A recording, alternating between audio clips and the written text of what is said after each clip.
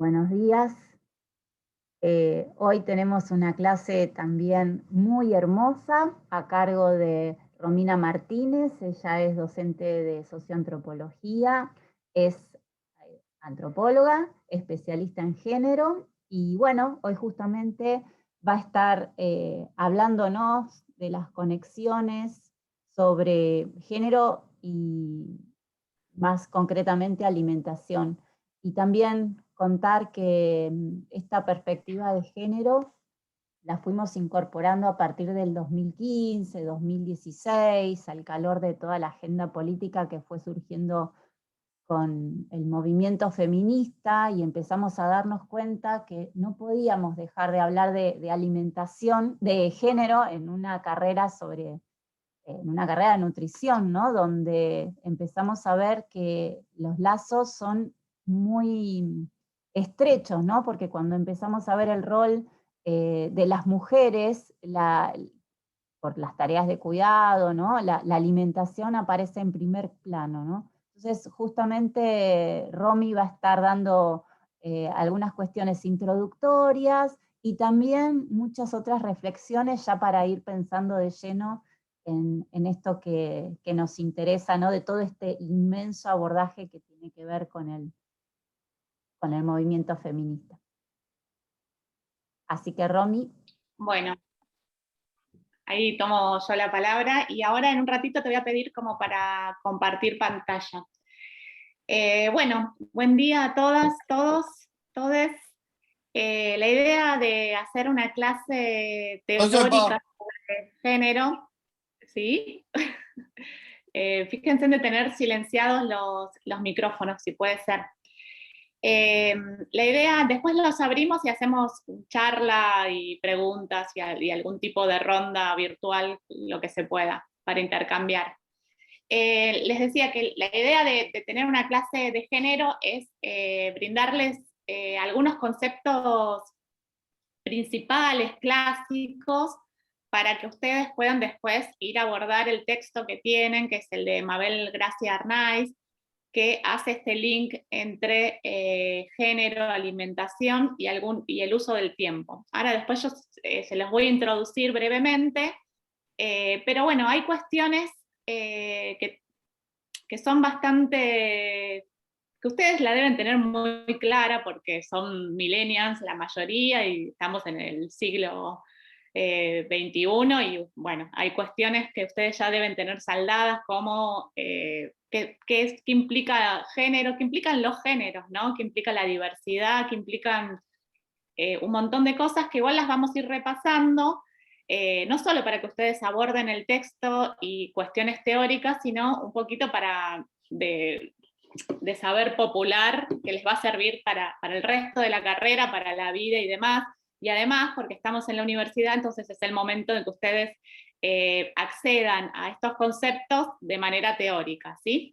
Entonces, lo que vamos a hacer es, les voy a presentar brevemente las discusiones del movimiento feminista, la perspectiva de género, qué discusiones tiene. Esto también para entender que el feminismo no lo vamos a tomar como el feminismo de la calle, que también lo vamos a tomar, pero como una corriente filosófica y política que nace en el siglo XVIII y que viene discutiendo lugares y pensando acerca de la desigualdad estructural entre, en principio, dos géneros, que eran el femenino y el masculino, y después se fueron sumando otros géneros. Entonces, para cuando yo estoy hablando de perspectiva de género, lo estoy hablando desde un lugar político y filosófico, ¿sí?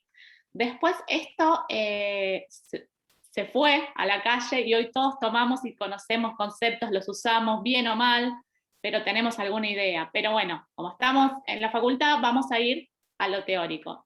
Entonces, yo preparé más o menos una pantallita para ir guiándolos, nos vamos a meter en el texto y después les voy a plantear algunos otros problemas para que ustedes puedan tener en cuenta y después lo charlamos, ¿sí? Si les parecen, ese va a ser el orden de la clase. Glo, ¿podré compartir pantalla? Sí, Romy, ya estás para compartir, ¿eh? ¿Voy? Ok, bueno, ahora voy entonces. A ver. Ustedes me van diciendo si se ve o no se ve, si se ve mal o no. Muy bien. Bueno, ¿se ve? Sí, se ve. Sí, se ve. Sí, bárbaro. Gracias. Si no, póngame unos deditos para arriba. Así avanzo. Bueno, ¿de qué hablamos cuando hablamos de perspectiva de género? Que es como la palabra más usada, pero es la más compleja también, porque hablar de una perspectiva implica posicionarnos en un lugar y tener una mirada enfocada, ¿sí? Entonces, esto para que sepan también que más o menos entre los 60 y los 70, el movimiento de feministas académicas comienza a desarrollar este enfoque para un poco dar respuestas acerca de las asimetrías y las desigualdades que existían en función de dos categorías, que son las de mujeres y varones, que a la vez van a estar asentadas en otras categorías biológicas y culturales como es el sexo y el género. ¿Sí? Entonces, a partir de los 70 se empiezan a desarrollar teorías y explicaciones para explicar por qué existe una desigualdad que es estructural, y a la vez esa desigualdad crea jerarquías, ¿sí? Es decir, hay gente que ostenta más poder que otras personas, ¿sí? Esa ostentación de poder o esas desigualdades se dan basadas en lo que es el género. Ahora, ¿qué es el género? Bueno, ahí nos vamos a la definición. El género es el conjunto de características, oportunidades, expectativas asignadas culturalmente a las personas basadas en sus rasgos biológicos del sexo. La categoría de género se enmarca dentro de un sistema que regula en la sociedad y generan desigualdades entre varones y mujeres en un proceso llamado patriarcado. Bien, ¿cómo se come esto, básicamente? En primer lugar, decirles que el patriarcado tiene miles de años y es como el origen de nuestra organización social. Entonces, dentro de esa organización social, que data de miles de años, a las mujeres se les ha asignado roles, tareas, actividades, rasgos simbólicos, y a los varones se les ha asignado otros. Ahora, esta diferencia que está asignada en varones y mujeres se basa en el sexo biológico, pero no en en los genitales se basan, ¿sí? Hay personas que nacen hembras, hay personas que nacen macho, y a partir de ahí, culturalmente, se asignan roles, expectativas, oportunidades, y toda una carga simbólica a este sexo, a estos dos sexos. También lo que podría haber pasado es que, digo, para esta cosa que hacemos los antropólogos, que implica desnaturalizar, es decir, esto que tenemos tan naturalizado, poder alejarse y darle otra perspectiva, otra mirada, otra reflexión, nos podríamos haber separado, no sé, entre altos y bajos, entre personas, no sé, con más peso y menos pesos, entre, no sé, personas de ojos claros y ojos oscuros. O sea, la división podría haber sido aleatoria. Incluso si uno piensa en el sexo biológico, lo que se está tomando es el aparato reproductor, es decir, la genitalidad. Nos podríamos haber dividido cromosomáticamente, o por las gónadas, o por cualquier otra cosa. Pero bueno, esta división se asienta en estos rasgos del sexo genital. Entonces, para la medicina, para esta sociedad occidental, hay hembras, hay machos, y lo que se construye culturalmente es el género para mujeres, para varones, y con esto se construyen los roles sociales lo que cada sociedad espera de esas mujeres y espera de esos varones. Obviamente, como son rasgos culturales, quieren decir que son como adaptaciones que son mucho más fáciles y que se transmiten de generación en generación, por lo tanto también se cambian mucho más rápido, ¿sí? Si nosotros tendríamos que esperar, por ejemplo, una adaptación genética, tendríamos que esperar miles de años. Bueno, esto es una adaptación cultural, lo cual hace que tenga un marco histórico y que sea pausible de cambios, ¿sí? Entonces, no es lo mismo ser una mujer en el siglo XVII, siglo XVIII, que ser una mujer en el siglo XXI. ¿Hasta acá me siguen más o menos? ¿Manito? ¿Sí? Bien. Entonces, bueno, acá tenemos una imagen de Simone de Beauvoir, que es una de las, no es de las primeras, pero es de las más reconocidas filósofas, pensantes, feministas, que dijo una frase en un libro que se llama El segundo sexo, que es una frase muy conocida, que se dice: no se nace mujer, sino que se llega a serlo. Lo cual quiere dar cuenta que no hay destino biológico, no es que por ser mujeres estamos genéticamente más aptas para lavar los platos y criar niñas y niños, de ninguna manera, sino que lo que dice es que en ese hacer mujer se construye social y culturalmente cómo voy a ser mujer, qué cosas se espera de mí como mujer, qué cosas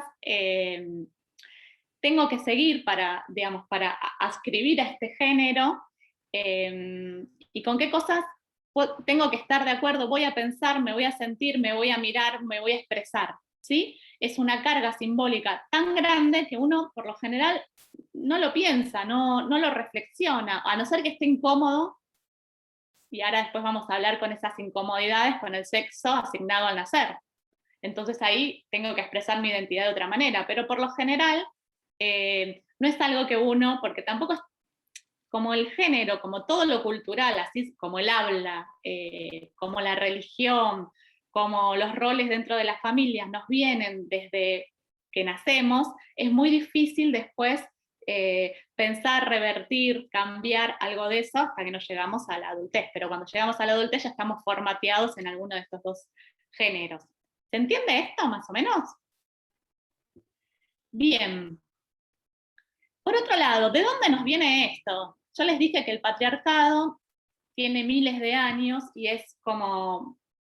En realidad el patriarcado va muy bien de la mano con el desarrollo del capitalismo, pero no es algo en lo cual nos vamos a meter hoy porque si no, no terminamos más. Pero sí les quería plantear algo que tiene que ver más con nuestra sociedad occidental, ¿sí? Porque cada sociedad, ustedes estamos en antropología, ya habrán visto que frente a las respuestas biológicas de nuestra especie, cada cultura y cada sociedad da respuestas culturalmente diferentes, por eso somos diferentes, hay diversidad y demás. Y así como hay diversidad, hay desigualdad. Bien. Parte de nuestras carencias como occidentales es la mirada androcéntrica, es decir, que se constituye la mirada, el centro de la mirada, es este hombre que todos conocemos, esta imagen de Leonardo, en la cual los hombres constituyen el sujeto de referencia y las mujeres o las otras formas feminizadas quedan por fuera de esta mirada. Es decir, la construcción de esa otredad se da desde el hombre, ¿vieron que hombre se escribe con mayúscula cuando se habla de la humanidad? Bueno, esa es la mirada o la perspectiva androcéntrica. Todo se mide en relación a este hombre con mayúscula, que viene a ser el prototipo para desde el cual se construye a las otras personas. Cuando hablo de la otredad, estoy hablando de mujeres, estoy hablando de personas de la diversidad, estoy pensando también, este hombre obviamente es hombre, es blanco, es europeo, entonces por fuera también me quedan no solo las mujeres, sino los otros hombres que no son ni blancos ni europeos, ¿sí? Esta mirada androcéntrica después se va a ir, a medida que van pasando los años, se va construyendo de otra simbología. Y por otro lado, esto nos vienen de los griegos, el tema de los cuerpos, ¿no? Y de poder dividir en este sexo biológico a las personas. Y ahí es cuando yo acá cito, por citar a uno, Aristóteles, que en realidad él lo que pensaba era que las mujeres eran un cuerpo monstruoso porque les había faltado calor como para desarrollarse. Es como esto de decir, ¿le faltó 5 minutos de horno? Bueno, más o menos lo que Aristóteles pensaba de los cuerpos de las mujeres, que al faltarle calor no se habían terminado de desarrollar. Otra de las ideas que tenían los griegos, los clásicos acerca de los cuerpos, por ejemplo, es un término que ustedes deben conocer, que es el de hermafrodita. ¿no? Que es la unión entre Hermes y Afrodita, bueno, y juntos forman ese cuerpo monstruoso, ¿sí? Un poco también para traer de dónde nos viene esta cuestión binaria y jerárquica, ¿no? Que es un sistema y que es una medida en la cual todo nuestro pensamiento occidental tiene este sesgo binario, ¿sí? Si yo les digo a ustedes alto, ustedes me dicen bajo. Si les digo calor, ustedes me dicen frío. Si les digo blanco, ustedes me dicen negro. Si les digo hombre, ustedes me van a decir mujer. O sea, si les digo cultura, ustedes me van a decir naturaleza.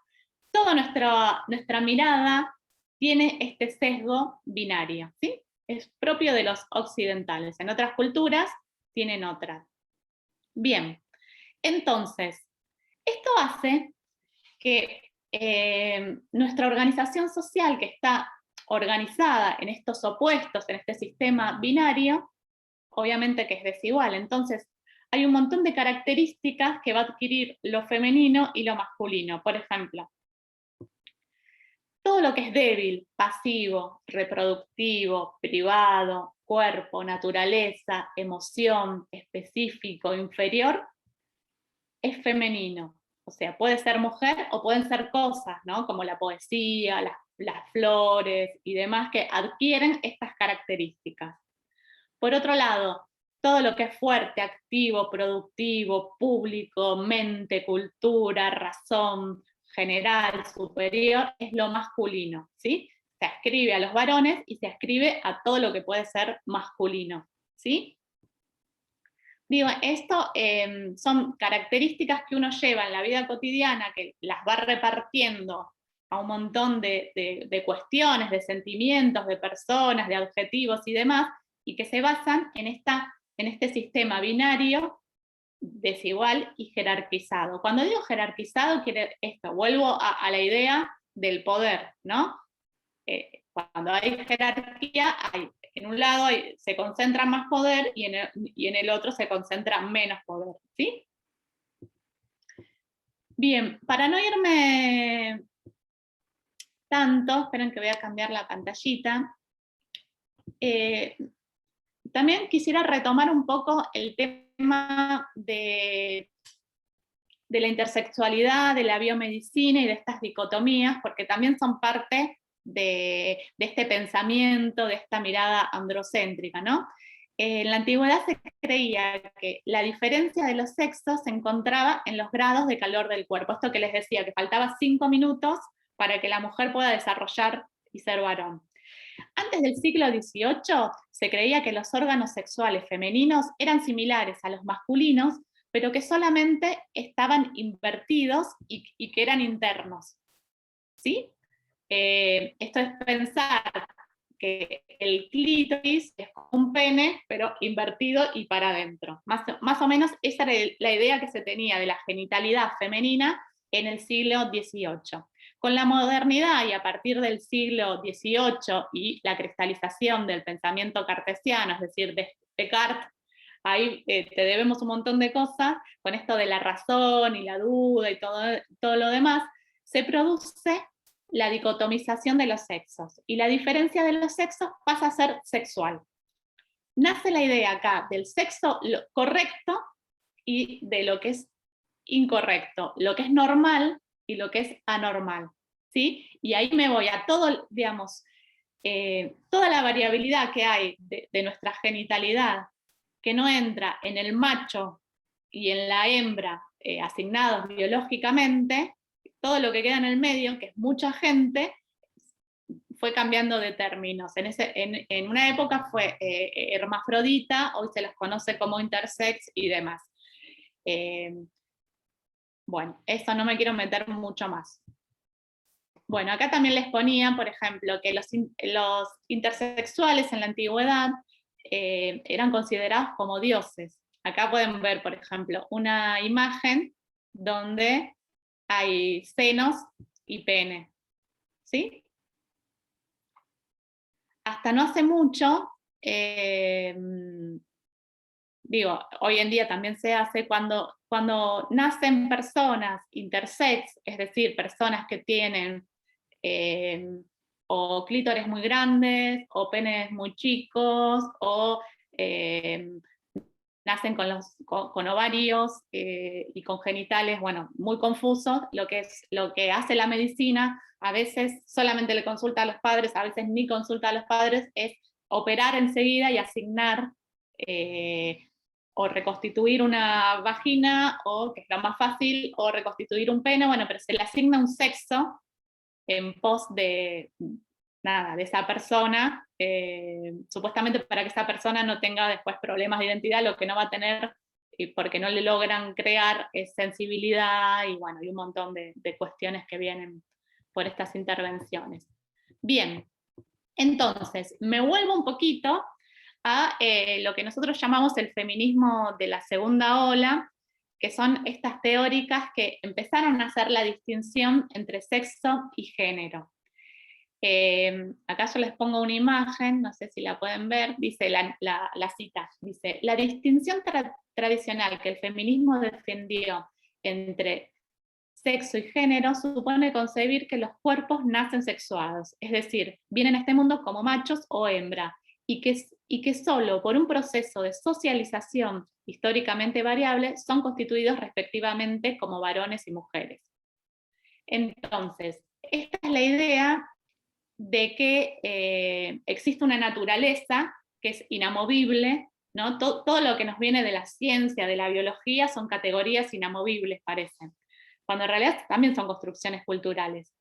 Entonces, a esta idea de lo natural, del sexo, se construye, o sea, la sociedad lo toma y construye el género.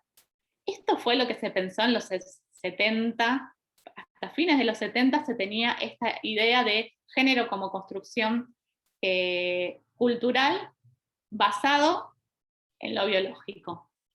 Ahora, después se armó mucho lío con esto, y acá yo les pongo otra. Es como la noción clásica de género, y es la que en realidad la que más en boga está popularmente.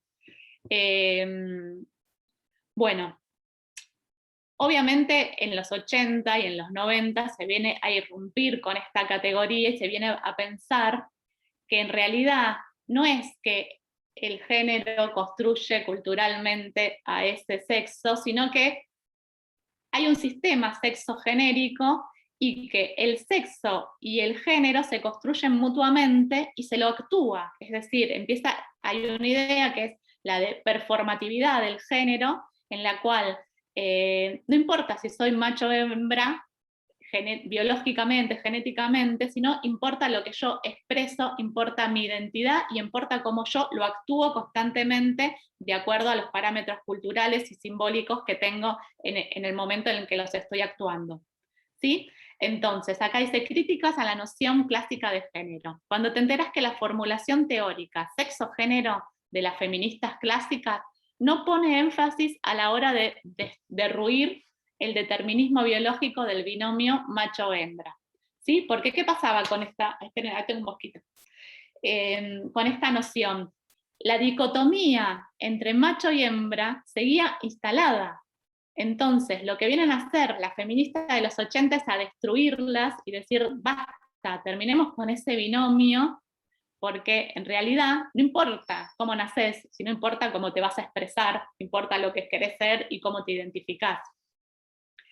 Entonces, la otra cara dice: cuando recuerdas que no tuvo un carácter meramente descriptivo, sino más bien una pretensión crítica y desestabilizadora respecto de los modos de organización social de las relaciones entre los sexos. Es decir, este sistema entre macho y hembra, varón y mujer, lo que hacía era una organización social entre los sexos. ¿Se entiende?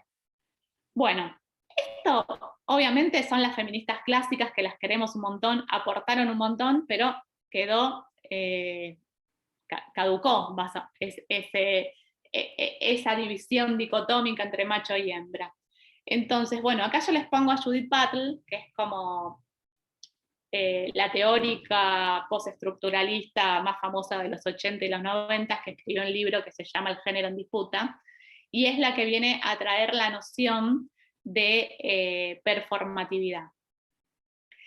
Judith Butler señala la diferencia entre sexo, macho y hembra, y género, hombre y mujer, proponiendo la idea de que el sexo es a la naturaleza lo que el género es a la cultura. Y plantea que tanto uno como el otro son construcciones socioculturales dados en el discurso y en los actos performativos del mismo. Es decir, mi construcción personal acerca de mi identidad de género, acerca de mi expresión de género, de mi orientación sexual, la voy a actuar todos los días. ¿Con qué la voy a actuar? ¿Con qué me voy a performatear? Bueno, con lo que tengo a mano en mi cultura. Es decir, si para ser una mujer cis necesito vestirme de determinada manera, gozar de determinada manera, bueno, voy a tomar lo que la cultura me da para poder expresarlo y performatearme de esa manera. No sé si esto queda claro, si no, en un momento abrimos a respuestas. No sé lo que te parece hasta acá. Si hay que... A mí me parece que viene muy bien, pero también sí, son muy ricas todas las preguntas, las consultas, si tal vez quieren que algún concepto sea aclarado, porque puede ser que acá me dicen que está clarísimo. Bueno, buenísimo. Puede Perfecto, ser que perfecto. para muchos es una introducción a toda esta temática, ¿no? Por suerte va a No, quedar claro, pero... lo sé, pero también sé que ellos manejan estos conceptos mucho más que nosotras, que tuvimos que ir a la facultad a aprenderlos, porque nacieron en otro contexto, entonces es mucho más fácil. Me voy a poner a repasar algo que es esto. Esta generación la tiene muy identificada, pero bueno, no viene de más, siempre hay alguien que está medio dormido en el tema, vamos a repasarlo. ¿Qué es la identidad de género? ¿Sí? La identidad de género se refiere a la vivencia interna e individual del género tal como cada persona lo siente, lo cual puede corresponder o no al sexo asignado al nacer, incluyendo la vivencia personal del cuerpo o la expresión del género. Es decir, cuando yo nazco, el médico, bueno, hay ecografías en realidad donde ya te dicen qué vas a hacer o no, pero ustedes saben que el desarrollo de si uno es hembra o macho se da en el embarazo por aportes hormonales y demás, cromosomas, esas cosas. Pero lo que puede pasar es que yo nazca y me asignen el sexo biológico que ven, que puede ser hembra, o sea, femenino, es mujer, pero a lo largo de mi vida me siento con otra identidad, o me siento con una identidad no binaria, o con un género no fluido y demás. Entonces, tengo derecho a percibir mi propia identidad de género. Digo, tengo derecho porque hay una ley, ¿no? Entonces puedo identificarme con el género que tengo ganas y que en ese momento lo siento. Esperen que no puedo moverla. Bien. ¿Qué es la expresión de género? Que no es lo mismo la identidad, ¿no? Esta vivencia, que cómo yo me expreso. ¿Cómo expreso el género? Bueno, con la vestimenta, con el modo de hablar, el lenguaje, la apariencia, gestos, actitudes, construcciones sociales que están masculinizadas o feminizadas para dar cuenta de esa expresión. No sé si alguna de las chicas alguna vez le dijeron pareces un marimacho, o cerrar las piernas, y a los varones lo mismo, ¿no? Como esa actitud, eso es, bueno, a los varones peor, porque se los dicen de alguna manera más insultante, ¿no? Esto de marica, de puto, los nenes no lloran, no se ponen color rosa y no sé, todas esas cosas. Que por suerte ya no sigue pasando. Bueno, creo, ustedes me dirán. Bien, la orientación sexual alude a la atracción emocional, sexual, afectiva, hacia personas del mismo, de diferente o de más de un género. Y esto no es algo que uno nace, esto se construye y uno puede cambiar. Les doy la noticia para quienes no saben que pueden cambiar de orientación sexual, pueden pasar por todas si quieren, aprovechen que la vida es corta. Bueno, de las orientaciones sexuales, ustedes supongo que conocen, estas son las más fáciles, hay muchas más y cada vez hay más, porque el deseo no tiene manera de clasificarlo, así que siempre hay más nomenclatura. Las más populares o más conocidas, la homosexualidad, por supuesto, que es hacia la misma identidad de género, la heterosexualidad, que es o una ajena a la propia, la bisexualidad, que es la atracción a ambos géneros. Después tenemos la asexualidad, que son las personas que no sienten atracción sexual para ningún tipo de género. Esta es la que más me gusta a mí, que es la pansexualidad, que es la atracción sexual y emocional hacia personas de cualquier género, sean binarios, no binarios, o sea, acá entra todo el mundo. Después tenemos la demisexualidad, que es la atracción sexual únicamente hacia las personas en las cuales ya existe un vínculo afectivo o emocional. Después hay sapiensexualidad. Bueno, hay un montón más, que ustedes después me pueden comentar si saben algunas más y las quieren compartir. Bien. Por último nos vamos a identidad TTT, que es como se le dice en términos más académicos, que es las identidades trans, travestis, transgéneros y transexuales. Que son estas identidades que no remiten ni a lo femenino ni a lo masculino y que por lo general suelen no coincidir con el sexo asignado al nacer. A veces sí, pero a veces no. Y también saber que cualquier persona, nosotros tenemos una ley de identidad de género que permite que cualquier persona pueda transicionar hacia el género en el cual se identifica. Es decir, si tengo una identidad de género que no corresponde a mi sexo asignado al nacer, puedo, porque la ley me lo permite, en relación a los procesos quirúrgicos, hormonales y demás, a cambiar, a hacer la transición al otro género. Identidades no binarias. Son las personas que no se sienten, por ahí ustedes las conocen como género fluidos, o bueno, hay como muchas formas de decirlo, pero son las personas que no se sienten ni hombres ni mujeres y no quieren ser etiquetadas ni como masculino ni como femenino. Y después tenemos, así como tenemos a las personas transexuales, tenemos a las cisexuales, es decir, que son las mujeres y hombres que coinciden, la identidad de género coincide con el sexo asignado al nacer. ¿Sí? En este caso, me asignaron el sexo a nacer mujer y yo me siento una mujer femenina y demás, ¿sí? Entonces soy una cisexual. Bien. Todos estos conceptos son bastante generales y centrales como para introducirnos a lo que es, cuando uno habla de género, no está hablando solamente de mujeres, ¿sí? Sino que estamos hablando de una diversidad, estamos hablando de una historia, estamos hablando desde la antigüedad hasta el presente, de un montón de conceptos, de olas, de teorías y demás. Esta es una clase en la cual no vamos a dar cuenta de todo ese abanico, pero sí sepan que detrás de lo que se dice feminismo, sobre todo el académico, hay montones de teorías, bueno, hay un montón de cosas que pueden investigar si les interesa. Si no les interesa, les voy a dar como los conceptos más claves para que ustedes puedan abordar el texto que tienen que abordar, que es el de Mabel Gracia Arnáiz, y poder hacer el link con la alimentación, ¿sí? Es un texto, la verdad que a mí me gusta mucho, hoy lo volví a repasar y dije, bueno, este texto hace por ahí 10 años fue un texto que toma muchas cosas, que toma el rol de cuidado, sobre todo el rol del uso del tiempo, y qué pasa cuando las mujeres ingresan al mercado laboral, que ustedes dicen, bueno, ingresaron a partir de los 60, bueno, pero paulatinamente esa cifra fue aumentando. Y con el ingreso de las mujeres al mercado laboral, las tareas de cuidado, que son las tareas domésticas, y en estas entran las tareas de la alimentación, que no solo implican... Por las dudas, que es también el de Comas de Argemir, que justamente estás hablando ahora de las tareas de cuidado.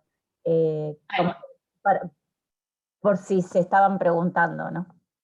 Bueno, sí, bueno, retomo, sí, que son, digo, Comas de Argemir es una antropóloga que pone el centro en los cuidados, que recién nosotros, esto, por ejemplo, son españolas, y recién nosotros nos estamos planteando 2021 hacer una ley integral de cuidados. Entonces, estamos como no atrasados, pero sí copiamos el modelo español, por ejemplo, en torno a los cuidados. En relación a la alimentación, digo, cuando uno habla de cuidados, no solo habla del trabajo doméstico, de limpiar, cuidar a personas, a niños, niñas que están en las casas, pero también a personas mayores o a personas con algún tipo de discapacidad que necesitan cuidado. Por otro lado, el tema de la alimentación no es solo cocinar, sino es la planificación, hacer las compras, acarrearlas, todo ese tiempo que uno dedica en la cocina es tiempo de trabajo doméstico que se computa como trabajo de cuidado. ¿Sí? Porque por lo general las tareas de alimentación vienen acompañadas a este rol de género, ¿no? Digamos, etnográficamente, históricamente, están siempre asignadas a las mujeres, a las niñas y a las viejas, por decirlo de alguna manera, a las adultas mayores con cariño. Entonces, entender la perspectiva de género nos lleva a pensar qué pasa con eso, qué pasa con la introducción de los alimentos servicio, los alimentos preelaborados, todo el tema de la tecnología, y cómo se supone que eso nos viene a aliviar las tareas, cuando en realidad lo que hacen es sobrecargarnos en una doble o triple jornada laboral. Entonces, conceptos claves para pensar esto. En primer lugar, vamos a dividir lo cotidiano en dos ámbitos, el ámbito reproductivo y el ámbito productivo. Entonces, el ámbito reproductivo son las actividades que tienen que ver con la supervivencia de las personas.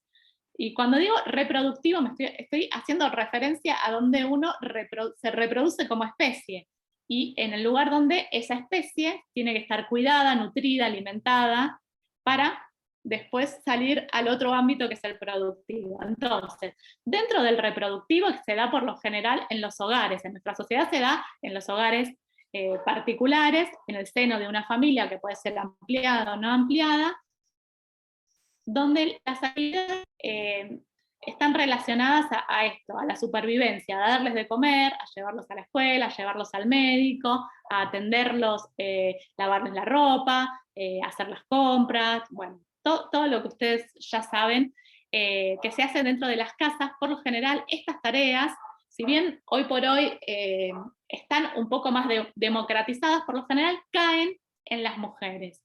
Y estas tareas son gratuitas, es decir, no se percibe un salario por esto, a no ser que uno le pague a la persona. Obviamente, si uno tiene una persona trabajando en su casa, que hace el trabajo doméstico, le paga, ¿sí? Le hace los aportes, además.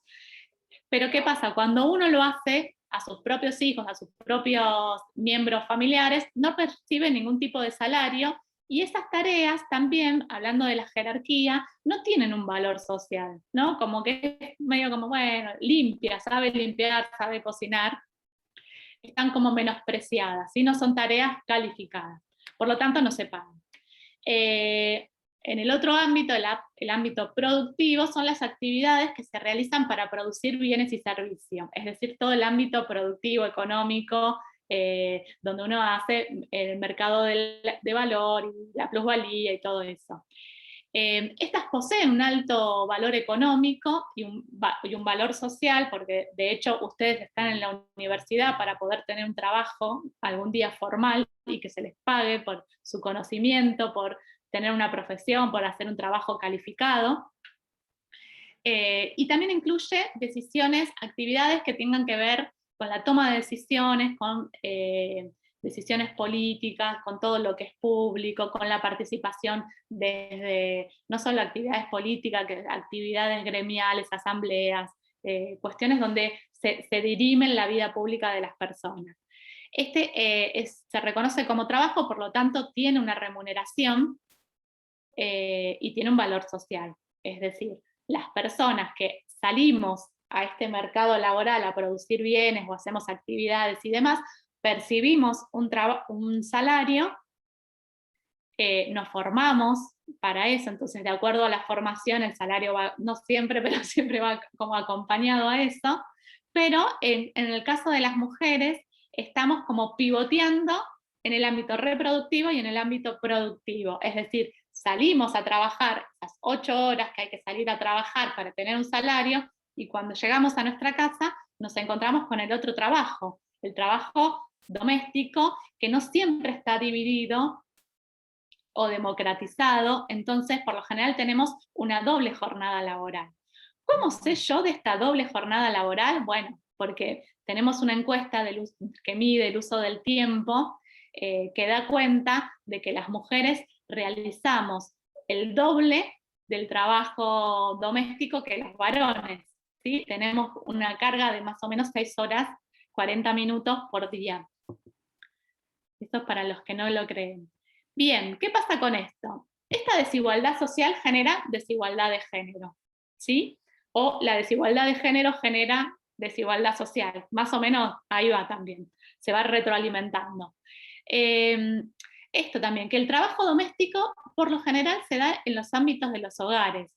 Y como no está remunerado, cuando te vienen a hacer una encuesta económica, figura como inactivo.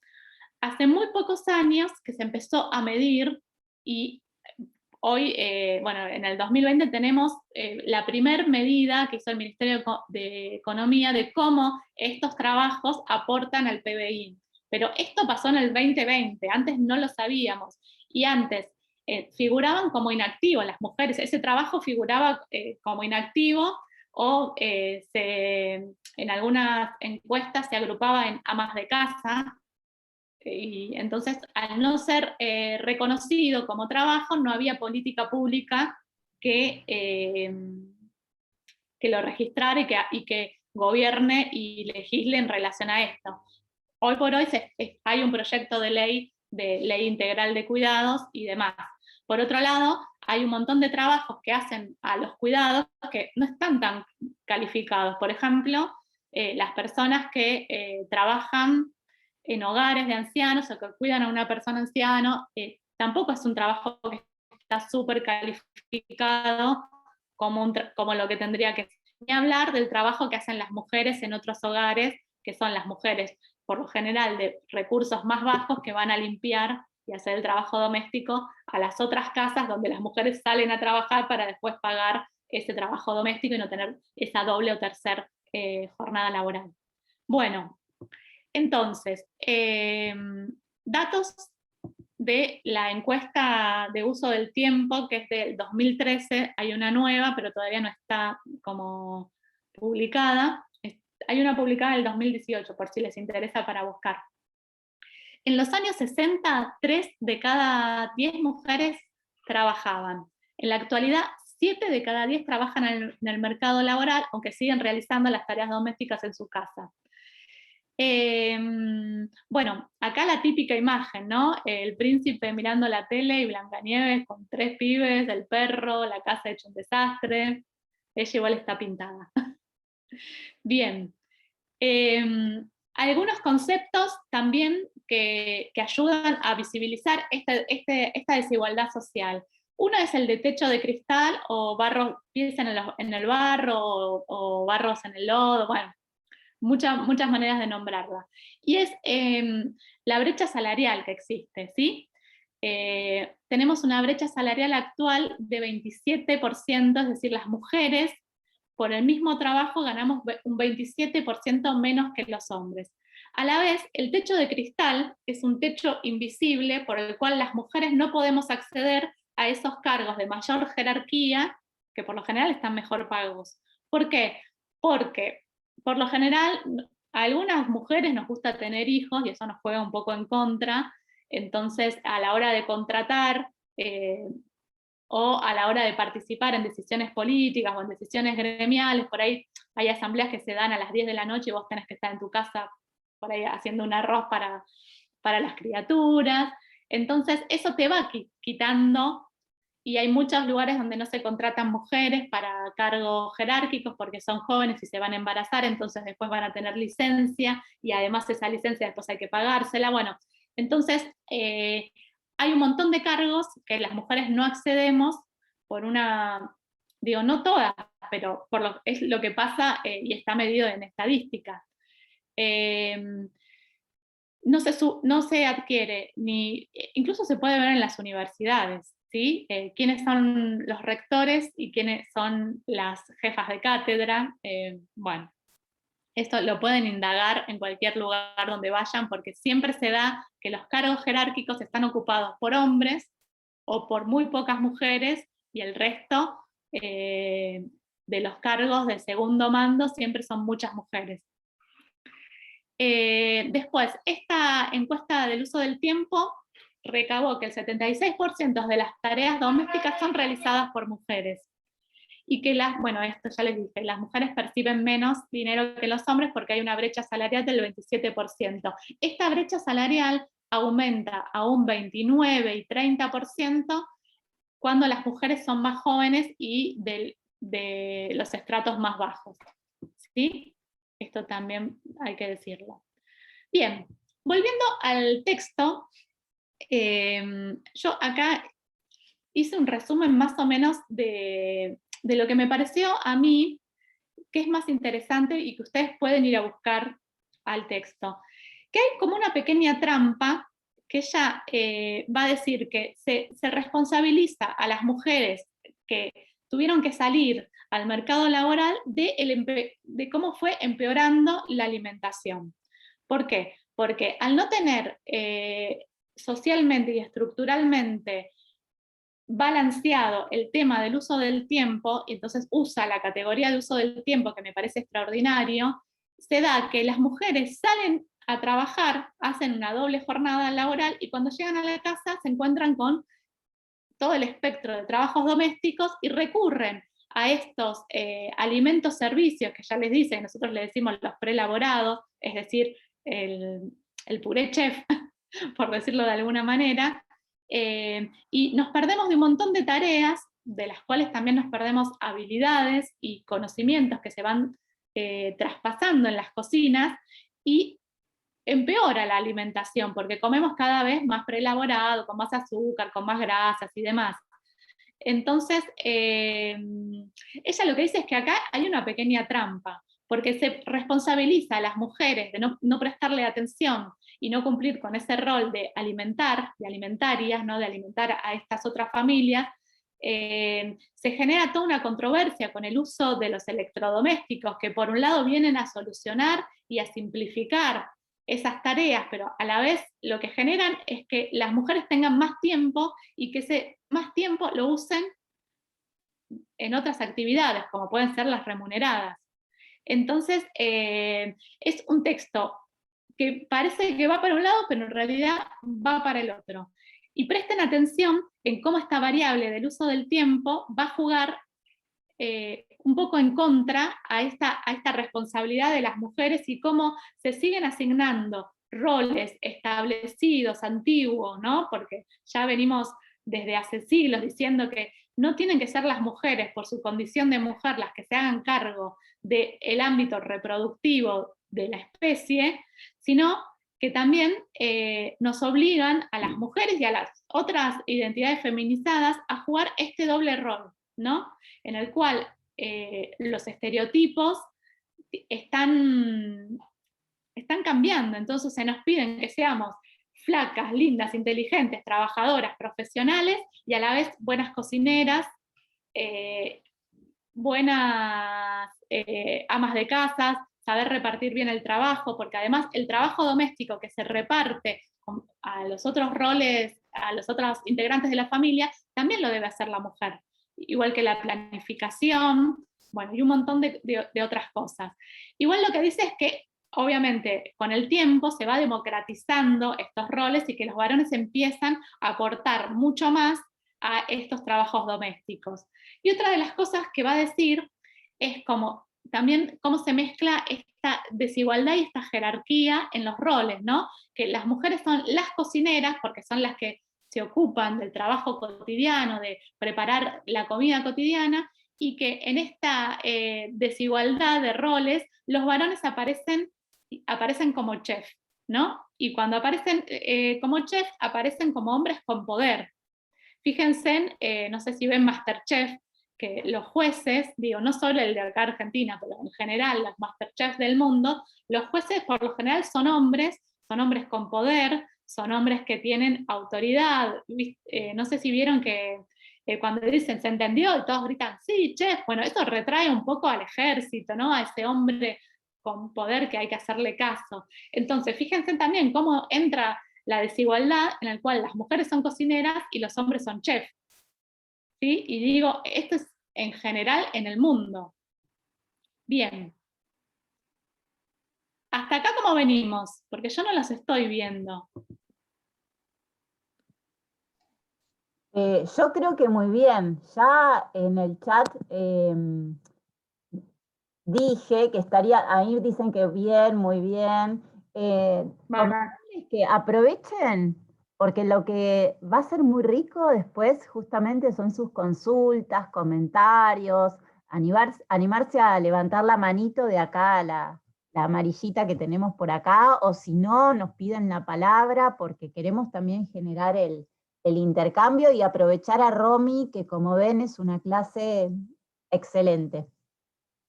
Bueno, yo lo que voy a hacer es, no me voy a extender mucho más para poder dar, porque por el tiempo en sí, así que no me voy a extender mucho más, así podemos abrir al diálogo, ¿sí? Si les parece, avanzo unos minutitos más.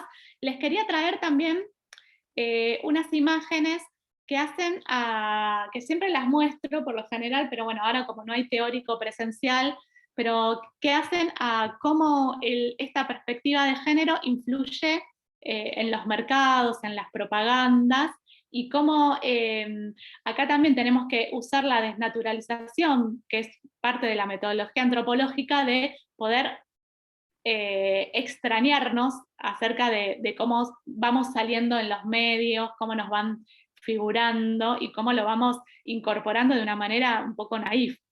Fíjense en esta propaganda que es de los 60, donde, bueno, básicamente el hombre está en la cama y ella está totalmente arrodillada y dice, muéstrale que sos un hombre del mundo, ¿no?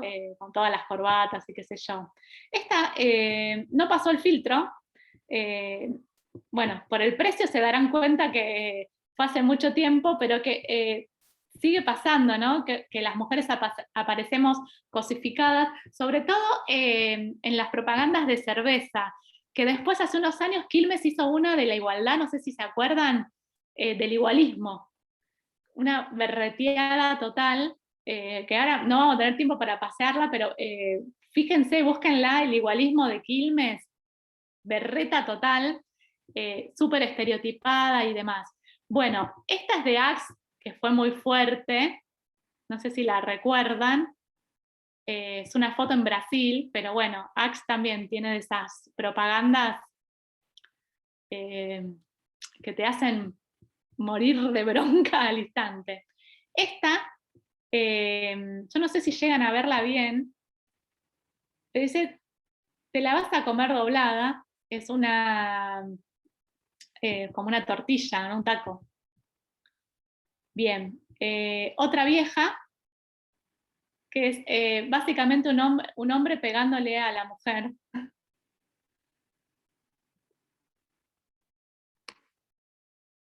Romy, ahí están comentando, perdón, la de Ibu Evanol, después la de la marca de cerveza sin alcohol, bueno, esas yo no las recuerdo, no sé si vos te acordás.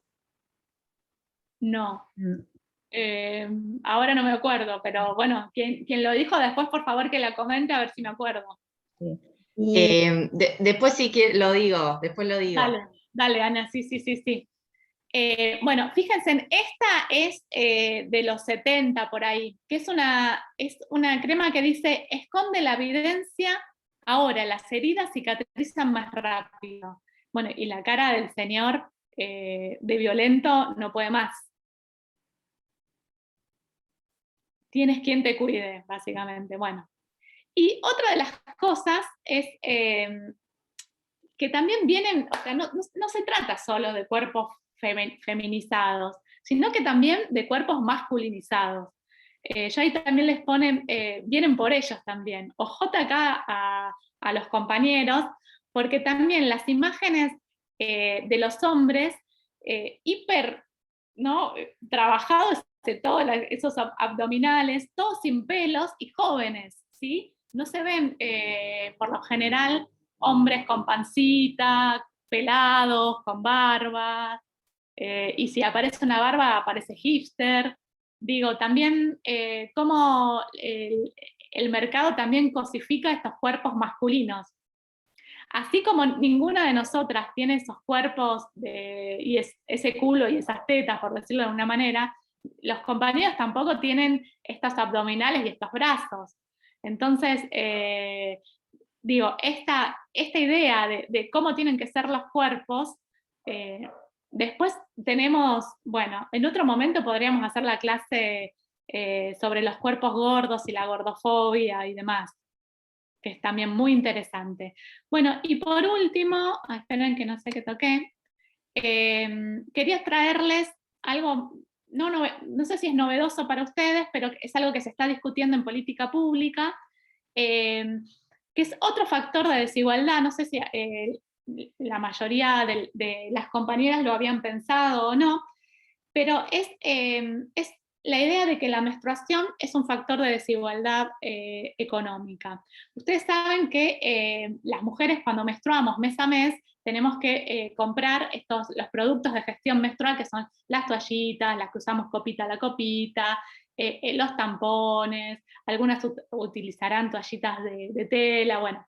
Esto representa un gasto extra para las mujeres y para las personas, obviamente, trans o no binarias que menstruan, por el solo hecho de ser mujer y que la naturaleza nos haya brindado esta hermosa genitalidad, tenemos que pagar un plus más, y eso cuesta bastante. Anualmente, miren, hay datos que les vine a traer, que es medio lo último que se está viendo, es que, por ejemplo, menstruar, estos son datos de la Dirección Nacional de Equidad y Género del Ministerio de Economía, ¿sí?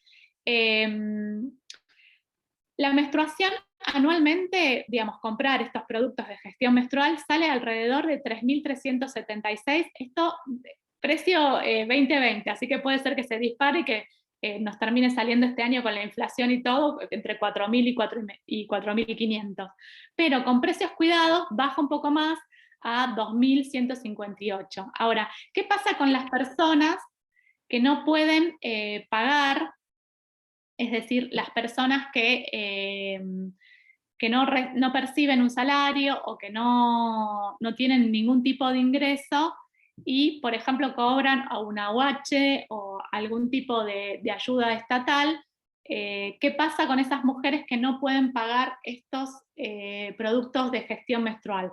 Lo que suele pasar en el mundo en general es que, por ejemplo, hay muchas niñas que no van a la escuela los días que menstruan, porque no pueden pagar, hay mucha deserción escolar en relación a esto, hay mucha falta de información en relación a la higiene y al estigma, ¿no? Porque parece que menstruar es algo sucio, está estigmatizado de una manera como que tiene olor, que es malo, que hay que esconderlo, y en realidad más de la mitad de la población mundial en algún momento en su vida menstrua o menstruó o menstruará. Entonces, bueno, es una desigualdad total que nosotras, por el solo hecho biológico de ser personas menstruantes, tengamos que pagar no solo productos, sino además pagamos el IVA de esos productos, lo cual hace que esta desigualdad de género se convierta en una desigualdad económica, ¿sí? Bueno, hay muchos proyectos, más o menos como 19 proyectos que están con estado parlamentario, en el cual, bueno, algunos quieren sacar el IVA de estos productos, otros van a generar que en los municipios o en las salitas o en los centros de salud se brinden gratuitamente, así como se tendrían que brindar gratuitamente las pastillas y los preservativos, bueno, que se pueda también brindar tampones, toallitas y copitas, que hay 3 municipios que lo hacen, pero bueno, se tendría que extender a todo el país. Y bueno, nada, no mucho más de esto. También es una idea de cómo esta perspectiva de género, un poco tarde, pero nos hace dar cuenta que dentro de la desigualdad estructural de un montón de cosas, también tenemos una desigualdad económica por el solo hecho de ser personas menstruantes. Así que hasta acá viene mi presentación y ahora a mí me gustaría como que podamos abrir, voy a dejar de compartir, abrir al diálogo, a las preguntas, comentarios, reflexiones, Romy, y lo que quieran. excelente. Sí. Justo sobre este último punto estaba leyendo el chat y preguntaban, bueno, si se sabe cuáles son esos municipios, también Sí. si están incluidos, por ejemplo, el ibuprofeno o ese tipo de cosas, y parece ser que no, bueno. No, dos de los municipios, el tercero la verdad, se las debo, bueno, no estoy segura, pero uno es La Matanza y otro es Morón. Bien. Una de las chicas... Acá, sí. a ver, sí, lee vos el chat porque yo... Sí, Micaela dice, bueno, claro, la gente en situación de calle, o sea, sobre todo. Sí. Sí, sí, también hay cuestiones también que no son retomadas, por ejemplo, en lo que es la ESI, que nos podría brindar desde que somos muy chicos, en primer lugar, sacarnos del tabú, y que menstruar no es algo malo, no es algo que tengamos que esconder, es algo que nos pasa, incluso lo tendríamos que estar festejando, porque quiere decir que estamos sanas y demás. Si desde muy chiquitas tendríamos esta educación sexual integral o incorporada, ya habremos avanzado un poco más. Y por otro lado, al no tocar estos temas, no se tocan cuestiones de higiene. Entonces lo que pasa con las chicas que no pueden, o que están en situación de calle, o que son de recursos muy bajos, es que al no poder pagar los productos de gestión menstrual, se ponen diarios, se ponen tela, entonces eso hace que la zona no respire y se produzcan infecciones, y bueno, en fin. Acá una compañera, bueno, este tema genera mucho interés. Dice que en entrevistas de trabajo te preguntan cuánto menstruas y si necesitas faltas de día de trabajo. Wow, bueno, no, increíble. Bueno, Eh, eso porque hay algunos convenios laborales que tienen el día, no sé, el día femenino, y que la verdad es que a veces lo necesitas, ¿sí? No todas las personas somos iguales, no todas las personas menstruamos iguales, y realmente hay personas que menstruan con mucho dolor, con mucho flujo, te manchas toda, y bueno, es complejo. Igual que te lo pregunten en una entrevista, es un poco discriminativo, me parece. ¿Sí? Si ya hay un convenio laboral. Yo quería preguntar si alguien se anima a levantar la mano o poner la manito para hacer una consulta, bienvenida sea. Gloria, Sí. yo buen día. Ah, hola, Sabri. ¿Cómo estás? Hola, ¿Dónde Romy. estás, Sabri? Acá, con las tareas de cuidado. ¿Me escuchan? No la veo. Después de Sabri va a hablar Santiago, que también tiene una consulta, ¿sí? Así que después le damos la palabra a Santiago. Ahí se la ve, Sí, con las tareas de cuidado, decía. No, yo quería, digamos, remarcar lo que dijo Romy, que se basó en el... O sea, se me congeló todo, no escuché nada. Sabri, ¿cómo andás? Bien, bien, igual recién arrancaba.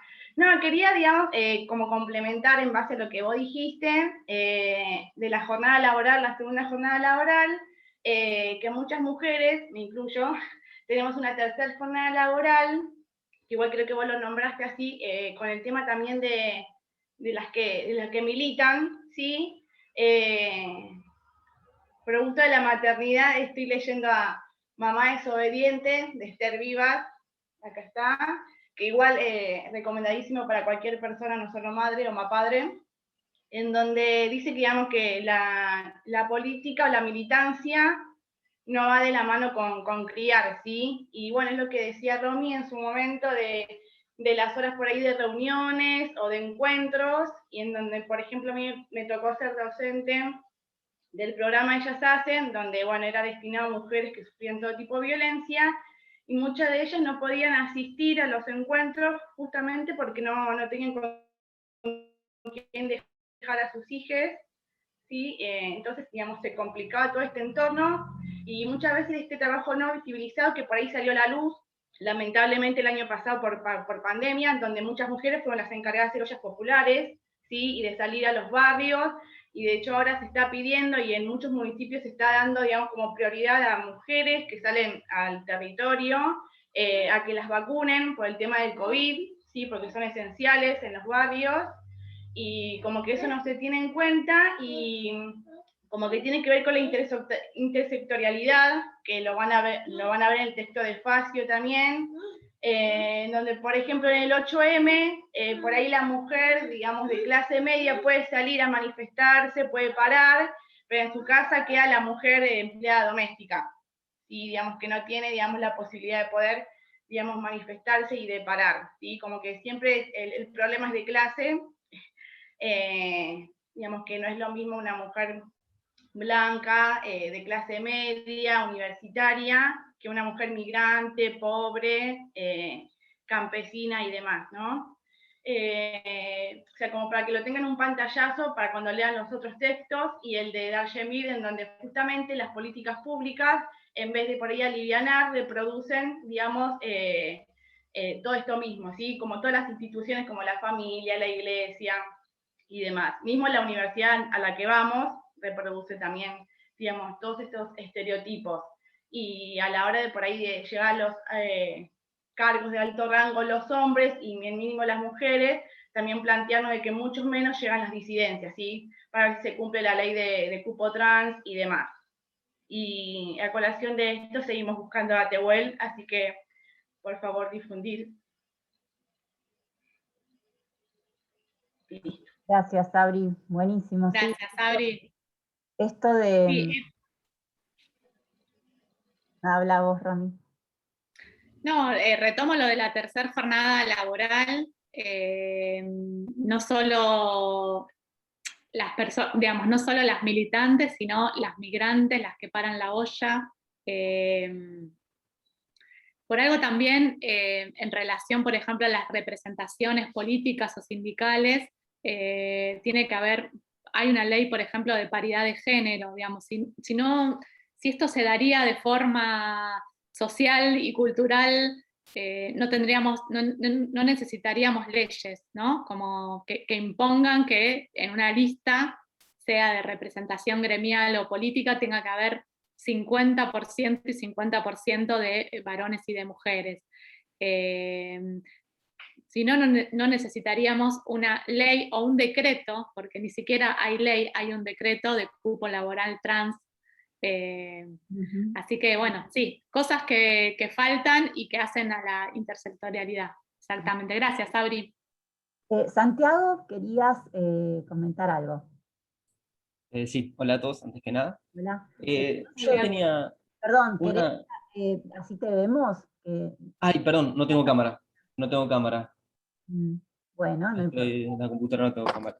Tenía una pequeña duda sobre lo que hablaba Romina, que decía justamente cuando mostraba la propaganda de, por ejemplo, Brahma, que mostraba que había mujeres que tenían cuerpos ideales, y también hacía referencia a que había hombres que no tenían ese cuerpo hegemónico, si se quiere de alguna manera.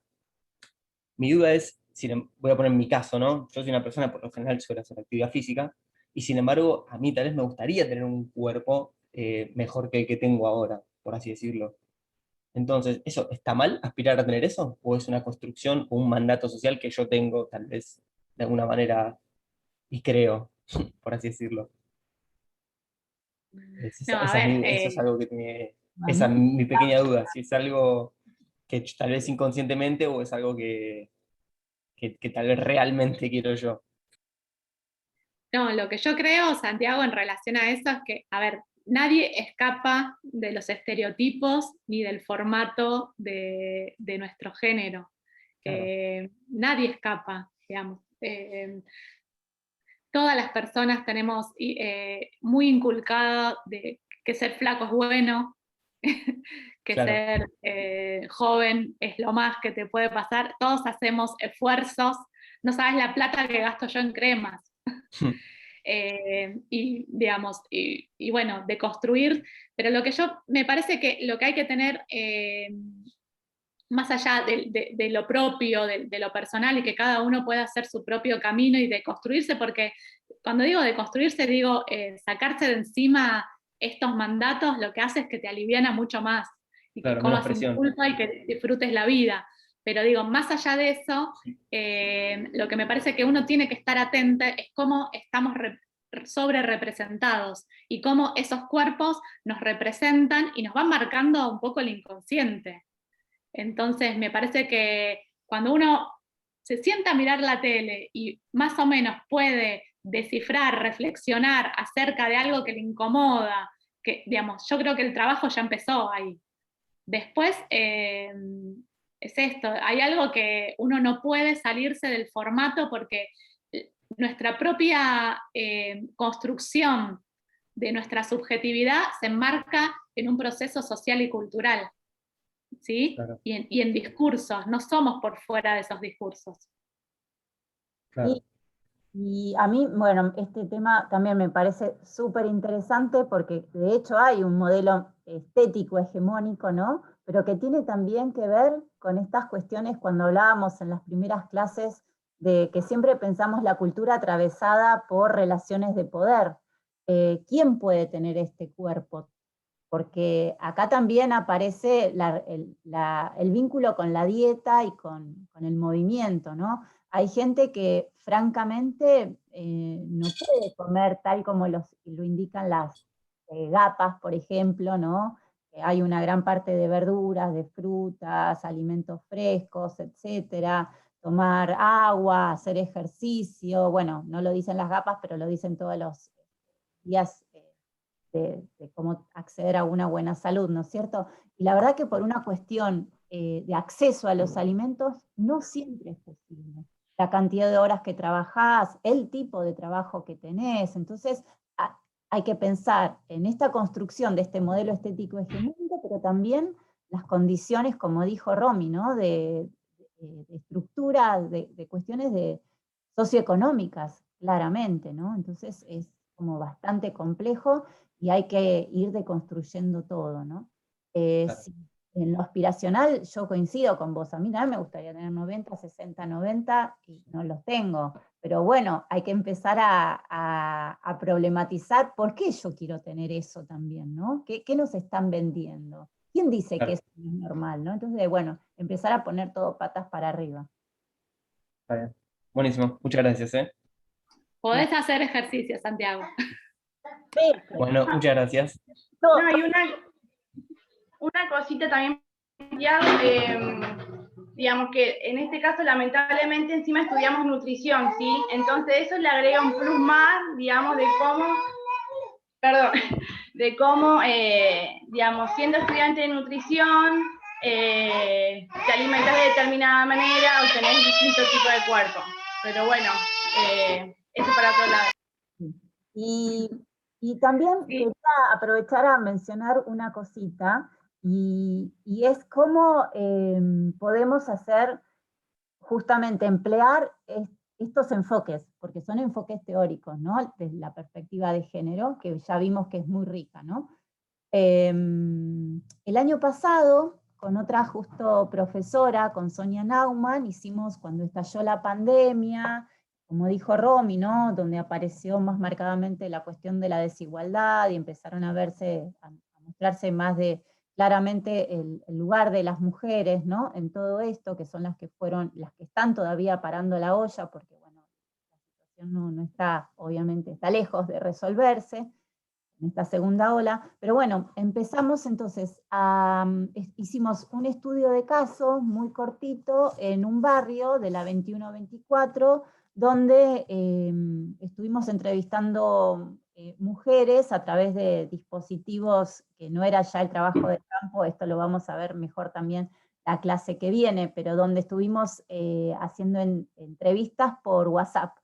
Y lo que aparecía era una gran desigualdad respecto a las tareas que tenían que ver con la alimentación, ¿no? Quienes estaban realmente sosteniendo la vida comunitaria eran las mujeres, porque además de todas las tareas relacionadas con el hogar, por estas tareas del ámbito reproductivo, como explicó Romy, eran ellas las que estaban gestionando, por ejemplo, ir a la escuela a buscar los bolsones de comida, de alimentos, ocuparse de ir a los comedores a retirar la comida, hacer las filas, gestionar todo lo que tenía que ver con las ollas populares. Había varones, pero lo que abundaba eran las mujeres, las que estaban permanentemente ocupándose de esto, ¿no? Y son... el año pasado apareció, ¿se acuerdan? Tipo mayo, la triste noticia de Ramona, ¿se acuerdan? Del barrio de la 31, ¿no? Que ella estaba reclamando por agua, que bueno, lamentablemente después murió por COVID, ¿no? Y que justamente acá lo que se mostró es que las mujeres son centrales, porque están, por esta cuestión, estas relaciones patriarcales, las que se ocupan, las que nos ocupamos de todo lo referido al cuidado, a la salud y la alimentación, acá quedó clara, ¿no? Entonces se mostró el lugar tan importante, ¿no? que ocupamos las mujeres, y sobre todo teniendo en cuenta esta perspectiva interseccional que mencionó Romy, ¿no? Las de menor acceso, las más empobrecidas, la gran cantidad de mujeres migrantes, las que tal vez no pudieron siquiera terminar la primaria, las más invisibilizadas, el rol tan importante que tienen en el sostén de la comunidad. Entonces, esto, si no hubiésemos empleado la perspectiva de género, posiblemente no lo hubiéramos visto. Entonces, nosotras decimos que, bueno, que cuando se habla de pobreza, hay que también ponerle que la pobreza tiene cara de mujer, ¿no? Y eso incluso también es lo que dicen las encuestas, ¿no? Que las mujeres son las más empobrecidas prácticamente, bueno, en todos los países, porque no pueden acceder a la tierra, ¿no? Porque tienen, como dijo Romy, esta brecha salarial, y también aparecen en relación a todo lo que tiene que ver con las encuestas de alimentación y salud, como las que poseen, las más perjudicadas en problemas de malnutrición y de hambre. Entonces es muy importante, cuando hablamos de todas estas cuestiones, incluir de pobreza, de malnutrición, ¿no? Incluir la perspectiva de género. Y por eso es que hacemos tanto el acento. Ponemos el acento acá.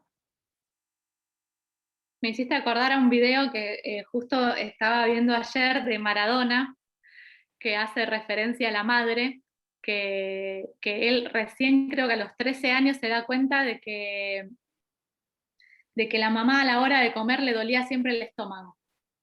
Entonces cada vez que servía la comida, no comía porque le dolía el estómago. Y que él recién a los 13 años lo que se da cuenta era que en realidad la comida no alcanzaba, y que la madre, bueno, esto pasa muchísimo, ¿no? Como porque las mujeres están malnutridas en general, y no digo, no solo porque no coman, sino porque al revés, comen, bueno, alimentos que por ahí no son de todo de calidad, sino el alimento más de olla que tiene más hidrocarbono y demás.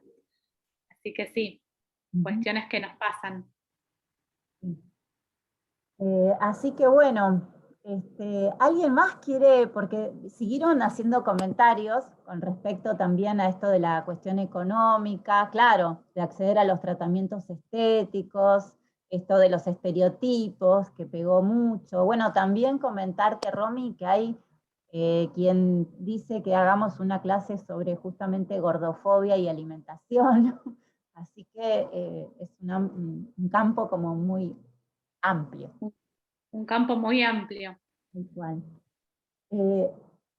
¿Alguien quiere hacer alguna pregunta? O si no se animan a levantar la mano, incluso en el chat. ¿Quién iba a contar de la propaganda? Yo. Dale. No, en realidad hay unas propagandas que son mucho más fuertes, leí en el chat la de los fideos, yo la había visto también, y esa es mucho, mucho más fuerte, pero fue como que a mí me sorprendió. Así te vemos. Así. ¿Cómo? ¿Querés habilitar la pantalla? Ah, sí. Un Dale, segundito. Hola. gracias. ¿Cómo se dice? Es una publicidad de Ibuevanol que muestran a una chica que al parecer empezó a menstruar y los primeros días como que está irritada, como síntomas, y hay unos señores que la persiguen diciéndole, será porque le vino. Y como que yo, por lo menos yo, lo tomo como un poco, no sé si la palabra es insultante, pero un poco, ay, no me sale la palabra. No sabría cómo explicarlo, pero como que lo subestiman, no sé, la verdad, pero como que es más allá de que la persona está menstruando, sino como que lo están haciendo como un síntoma que es para todas las mujeres, que las mujeres están todas irritadas esos días, y es como que no, hay niveles, hay gente que sí, hay gente que no, y bueno, nada, como que fue ese el ejemplo más que nada. Sí, eso nos viene de la histeria freudiana, o sea, hace muchos años, siglos ya, pero sí, la idea de que somos unas histéricas y eso nos anula, es esta cosa de que somos tan emocionales y tan hormonales que parece que cuando estamos menstruando no podemos tomar decisiones o incluso, no sé, las que son cirujanas y tienen que operar, no sé cómo las dejan operar menstruando.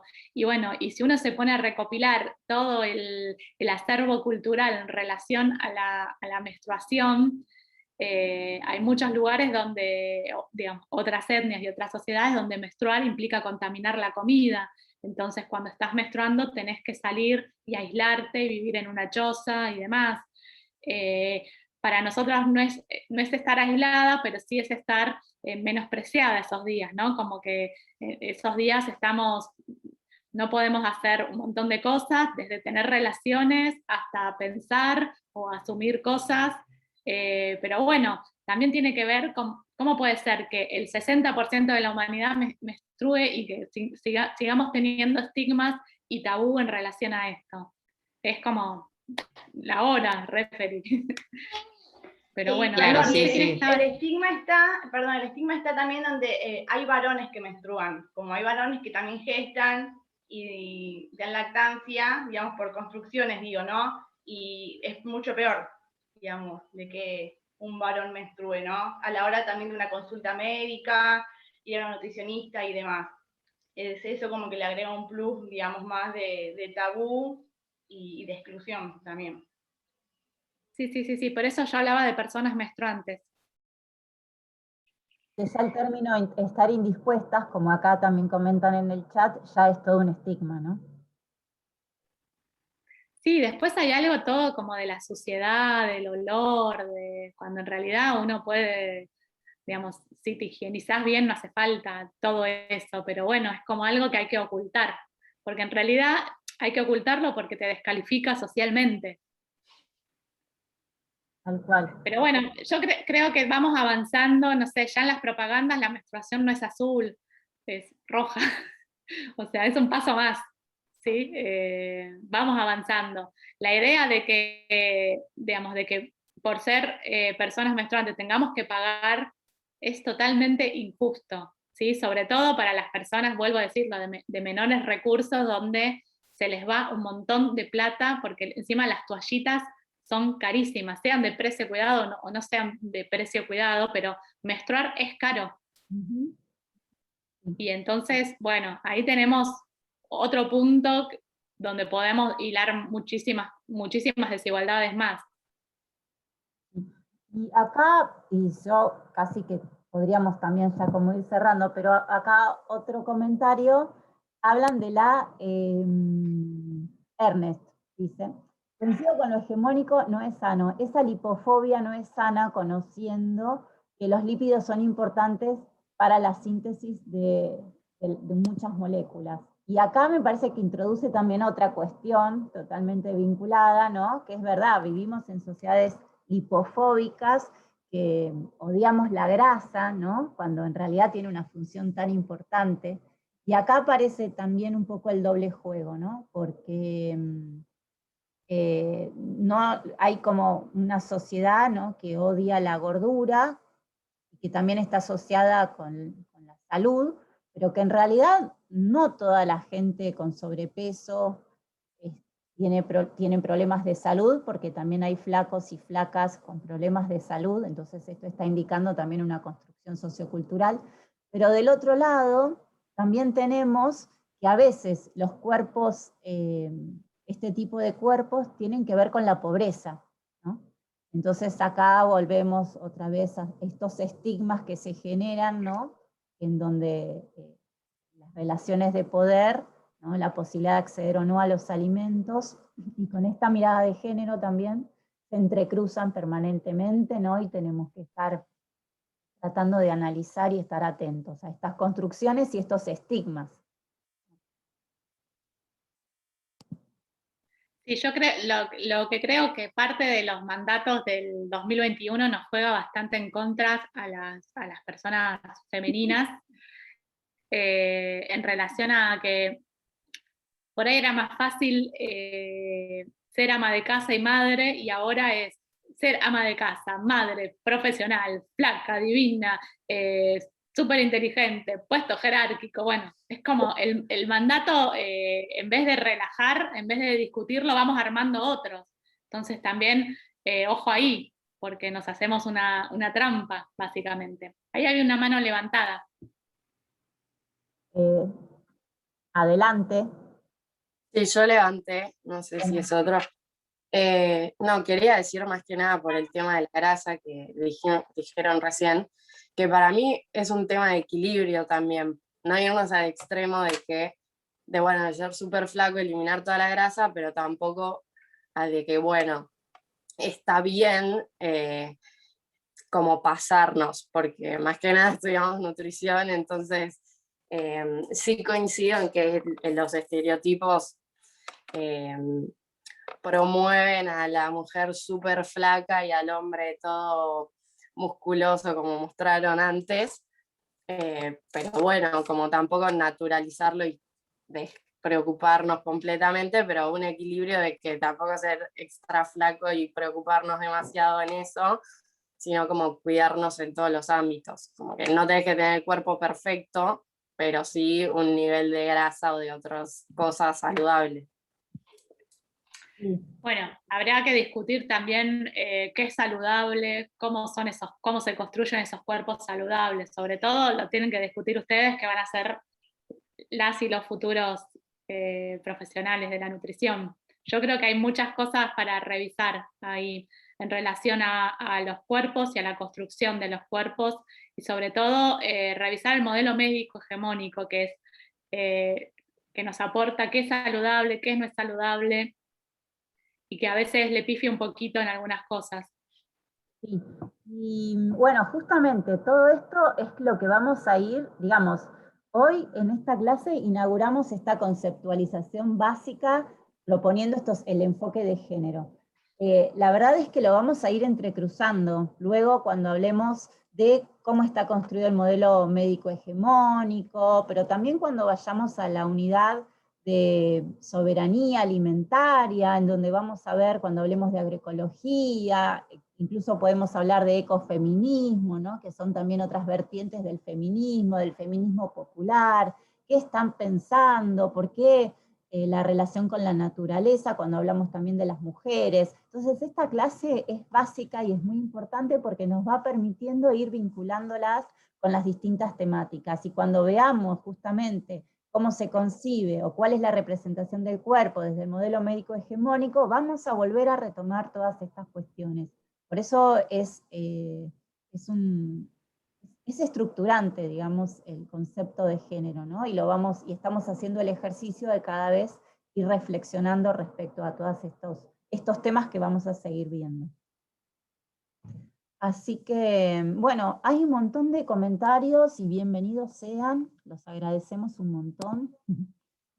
Acá leo un poquito más y si les parece ya podemos ir cerrando con tu última reflexión de Romy. Dicen, a ver, ¿cuál es el cuerpo saludable entonces? ¿Son todos distintos? Supongo, no hay uno, exacto, que está mal relacionado, dicen, el concepto saludable con ciertos tipos de cuerpos. Después, con lo de la trampa, en la búsqueda de tirar estereotipos, creo que también se fue generando una culpa si no te aceptás tal cual sos. Y los demás no está ligado a saludable o no, muy bien, y que lo saludable no es el cuerpo flaco o el cuerpo gordo o el cuerpo distinto, lo que sean, pueden ser saludables distintos tipos de cuerpos. Totalmente coincido. Romy, si querés. Bueno, para ir cerrando, me parece que espero que les haya servido por lo menos la perspectiva aplicada en relación a estos problemas que estuvimos viendo, no solo de los cuerpos, sino lo de la menstruación, lo de los alimentos, y bueno, repaso general de estos conceptos que son centrales y que espero que les sirvan no solo para la materia y para el texto, sino para la vida en general. Bueno, nada, eso. Que tengan una linda cursada y no mucho más. Muchas gracias por compartir esta clase virtual. Muy bien. Bueno, Romy, muchísimas gracias. Acá dicen alta clase, me encantó. Sí. Muy bueno, genial. Muchas gracias, Romy. Ya saben, esto va Bueno, a quedar grabado y bueno, nos vamos a ver el miércoles que viene